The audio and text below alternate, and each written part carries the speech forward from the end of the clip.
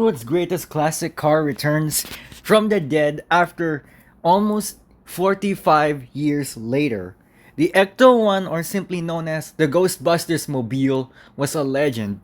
Based on a 1959 Cadillac Millimeter station wagon converted as an ambulance, this ghost hunting beast returns after almost 45 years later.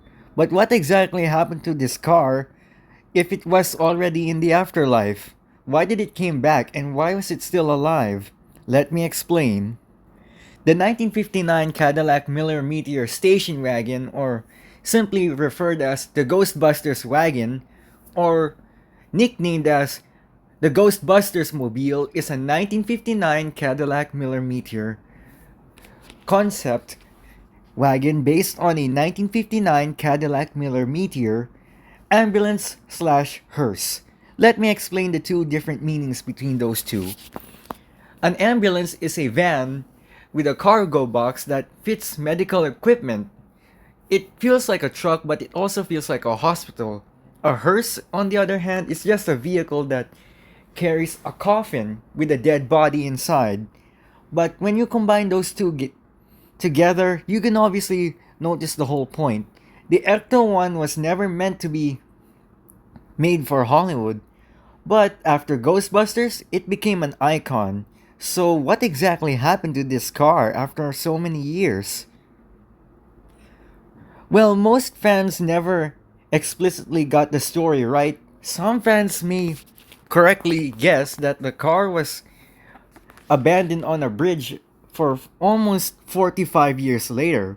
So that could mean one thing. If it was 45 years later, the car was towed to a secluded area away from the public eye, nowhere to be seen again.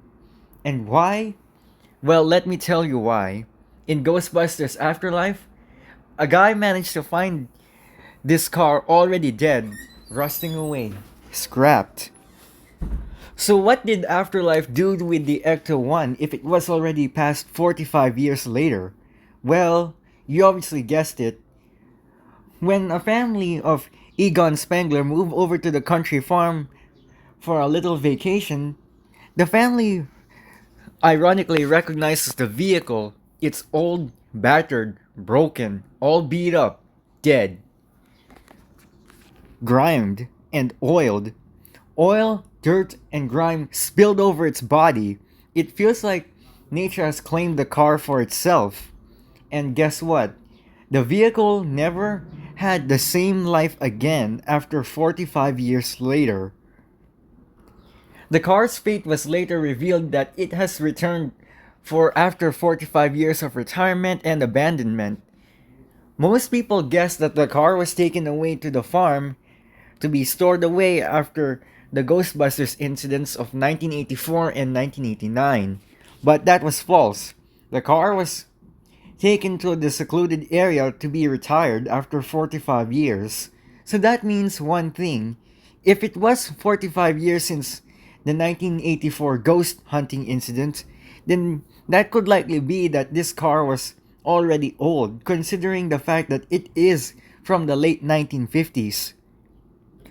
Although the car managed to be completely okay, nothing was falling apart, but the only thing is, the car wasn't really breathing, it was dead. Why? Because it never ran for almost 45 years.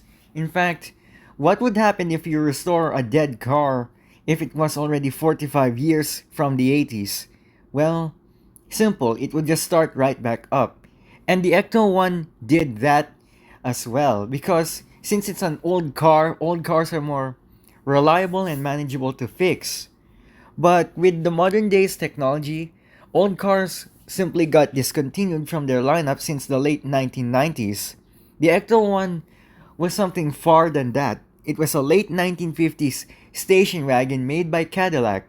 It was never supposed to be a ghost hunting vehicle, but after Ghostbusters Afterlife, it returned in Frozen Empire, the new installation for the Ghostbusters. And the car? Well, it worked. It's back with the original cast of the Ghostbusters after 45 years of retirement. And shortly after, the whole story begins to repeat itself. History repeats itself over and over with sequels of movies, and everything, the plot itself was different. The Ecto-1 doesn't just drive, it became part of the movie's plot itself. And that is why the Ecto-1 became one of the most recognizable station wagons of the past. Blending in between past, present, and future, the Ecto-1 is more than just a story, it's a legend.